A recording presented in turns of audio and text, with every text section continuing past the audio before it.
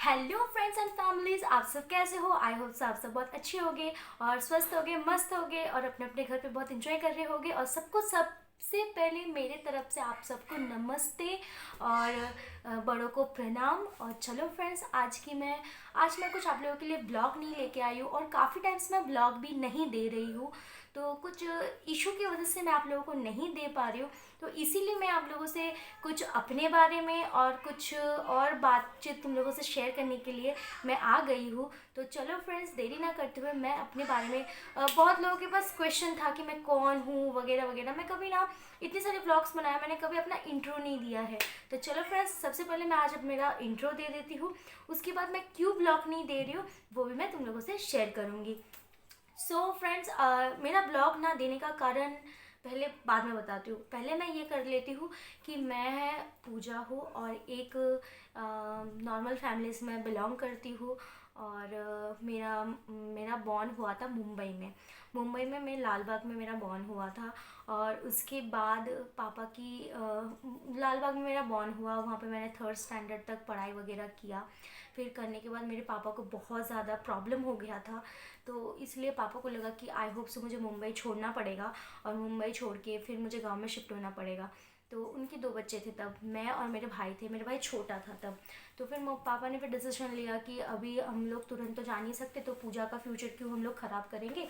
तो फिर हम लोग पहले चले जाते हैं, पूजा को भेज देते गाँव में, वो नानी के पास रह के वहाँ का लैंग्वेज वगैरह सीख लेगी। और जब तक हम जाएंगे तब तक वो थोड़ा बहुत सीख के आगे चली जाएगी। तो इसलिए पापा ने मुझे तब भेज दिया था मुंबई से गांव भेज दिया था। और मैं गांव में शिफ्ट हो गई थी, नानी के पास रह रही थी। वहाँ पे मैंने 10th स्टैंडर्ड तक पढ़ाई वगैरह किया। फिर करने के बाद फिर अचानक कुछ ऐसा इशू हुआ जो मैं शेयर नहीं कर सकती। ऐसा कुछ इशू हुआ जिसकी वजह से मुझे वापस मम्मी पापा के पास आना पड़ा। और पापा लोग ना काम के सिलसिले में उधर गांव शिफ्ट हो ही नहीं पाए क्योंकि बीमार के बाद जो जिनसे वो काम मिलता था वो लोग उनका काम पैसा सब अटका, मतलब पकड़ के रख दिया, अटका के जिसे बोलते हैं कि रख दिया, उन्हें दिया नहीं। तो उसी चक्कर में पापा सोचे कि आज देंगे कल देंगे, कर करके उनको मिला ही नहीं और उनके पास पापा काम करते रह गए। तो इसी चक्कर में पापा मुंबई छोड़ नहीं पाए और मैं मुंबई शिफ्ट होकर वहाँ पे 10th स्टैंडर्ड तक पढ़ाई कंप्लीट करने के बाद फिर मैं वापस मम्मी पापा के पास आ गई। फिर मम्मी पापा के पास आने के बाद उसके बाद यहाँ का लैंग्वेज और गाँव का लैंग्वेज तो ऑलमोस्ट अलग है। तो इसलिए फिर मैंने बोला पापा यहाँ पे तो इंग्लिश मीडियम है, मतलब मराठी है, वहाँ पे तो टोटली बंगाली है और इंग्लिश इतना भी नहीं है। तो फिर पापा को मैंने बोला बैठे बैठे भी बोर हो रही हूँ तो क्यों ना मैं कंप्यूटर का कोर्स कर लूँ।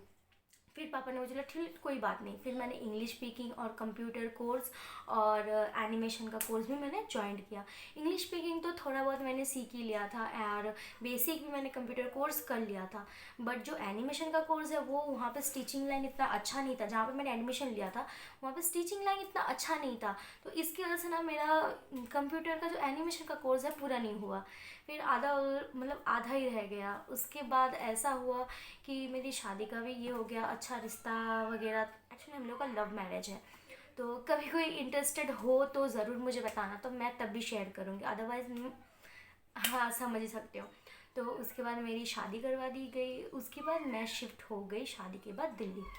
तो दिल्ली शिफ्ट हो गई। अभी मैं अपने ससुराल में रहती हूँ और यहाँ पे फुल फैमिली के साथ, यहाँ पे मेरे फैमिली वहाँ पे तो मतलब मायके में मम्मी पापा और मेरे भाई और मैं और एक दादी थी।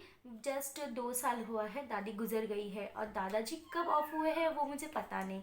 और गांव में है बड़ी मम्मी बड़े पापा और भाई भाई नहीं भैया, मेरे से बड़े हैं भैया और दीदी। तो गांव में सब है, हम लोग जाते हैं साल में एक बार गांव में जाके सबसे मिलते हैं और नानी भी है, सबसे हम उधर जाके मिलते हैं। और अभी यहाँ पे ससुराल में है मेरी सब हम लोग ससुराल में ना। एक्चुअली ये इंटरेस्टिंग की बात है कि ससुराल में ना हमारा है जॉइंट फैमिली, जो कि जाते हैं ना तो बहुत ज़्यादा रौनक और इंटरेस्टिंग लगा रहता है। तो ससुराल में है जैसे कि मेरी सास ससुर और मैं, मेरे हस्बैंड का बहन वगैरह कोई नहीं है।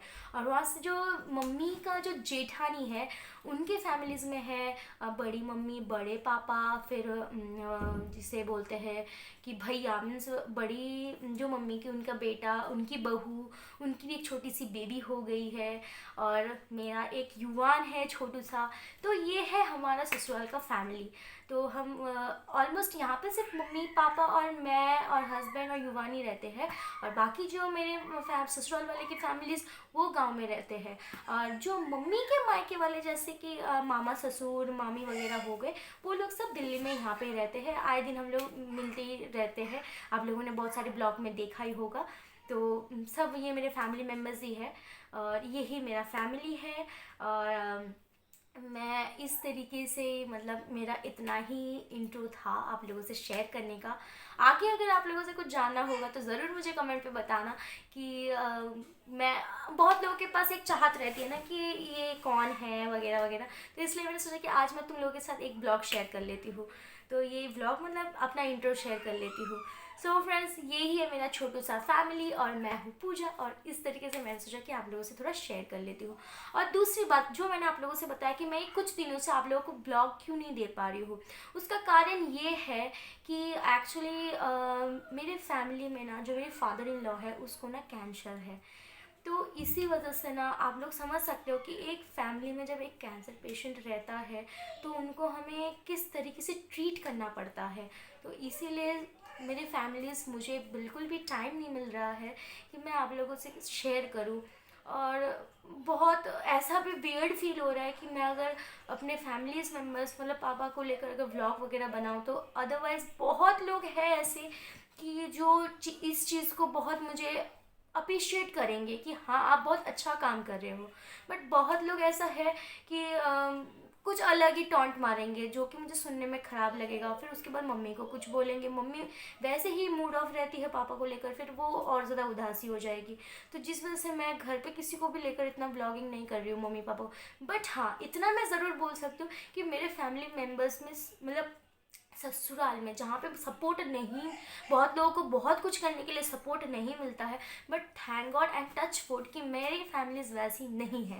मुझे बहुत सपोर्ट करते हैं व्लॉगिंग के लिए, और मुझे बोलते भी है कि आज क्या अपलोड किया, तुम कुछ दिनों से वीडियोस क्यों नहीं बना रहे हो। वो लोग मुझे पूछते रहते हैं, मैं बोलती हूँ कोई बात नहीं, बना लूँगी फ्री जब हो जाऊँगी।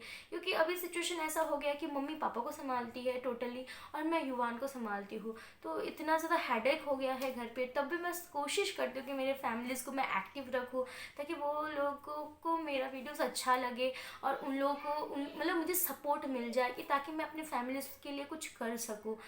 और बहुत आप लोगों को पता है कि एक फैमिली में जब एक कैंसर पेशेंट आ जाता है तो तब पूरी फैमिलीज़ को झंझोड़ के रख देता है। तो आज यही मतलब चीज़ था कि जिस वजह से मैं कुछ दिनों से ब्लॉगिंग के लिए नहीं आ पा रही हूँ। अगर आप जानना चाहते हो कि पापा का कब से क्या हुआ है, वो भी मैं दूसरे ब्लॉग में तुम लोगों से शेयर करूँगी ज़रूर। और चलो फ्रेंड्स, आई होप सो आप लोगों को आज का मेरा ये ब्लॉग अच्छा लगा होगा। ब्लॉग नहीं, मतलब ये वीडियो अच्छा लगा होगा, और मेरा इंट्रो वीडियो अच्छा लगा होगा। तो अगर मेरी ये इंट्रो वीडियो अगर आप लोगों को अच्छा लगे तो ज़रूर मुझे लाइक और एक कमेंट और शेयर और सब्सक्राइब ज़रूर कर दो, क्योंकि मेरे फैमिलीज, आप लोगों के बिना मैं अपने घर के सपोर्ट्स नहीं बन सकती। ये मैं पहले भी बोल चुकी हूँ और आगे भी बोल रही हूँ। सो फ्रेंड्स, और थैंक यू सो मच जो आप लोगों ने मुझे इतना भी प्यार दिया, इसलिए। तो चलो फ्रेंड्स, आगे भी मेरे साथ इस तरीके से मुझे बने रहिए, मुझे सपोर्ट कीजिए, क्योंकि आपके सपोर्ट के बिना मैं बिल्कुल भी आगे नहीं जा सकती।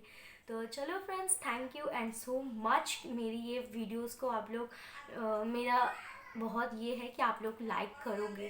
तो चलो फ्रेंड्स, आज के लिए bye bye and take care. आप लोग सब अपने घर पे स्वस्थ रहिए, मस्त रहिए। और अगले ब्लॉग में मैं ज़रूर शेयर करूँगी कि पापा को हम लोग किस तरीके से ट्रीट करते हैं, कब से पापा को बीमारी हुई है, सब कुछ मैं आप लोगों से शेयर करूँगी। ये ब्लॉग को और ज़्यादा मैं बड़ा नहीं करना चाहती। तो चलो friends, bye and take care and good night.